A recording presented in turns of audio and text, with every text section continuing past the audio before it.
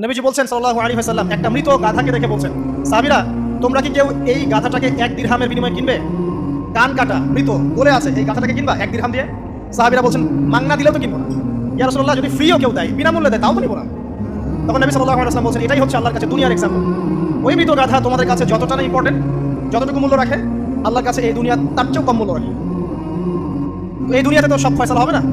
আমরা তো হতাশ হয়ে যাই না যে দুনিয়াতে এমন কেন, এটা কেন, ওইটা কেন। দুনিয়া এটারই জায়গা, দুনিয়া সবকিছুর কনক্লুশনের জায়গা না, সবকিছুর পরিসমাপ্তির জায়গা হচ্ছে কিয়ামতের মাঠ। ওই দিন যে সফল সে সফল, যে ব্যর্থ সে ব্যর্থ। দুনিয়ার বাড়ি গাড়ি স্ট্যাটাস চাকরি বাকরি ইজ্জত সম্মান এটা সাফল্য ব্যর্থতার মানদণ্ড নয়, চূড়ান্ত মানদণ্ড নয়।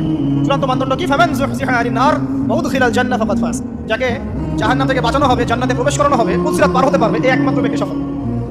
সাফল্যের সংজ্ঞাটা জেনে রাখবেন, তাহলে আপনি দুনিয়াতে হতাশ হবেন না ইনশাআল্লাহ।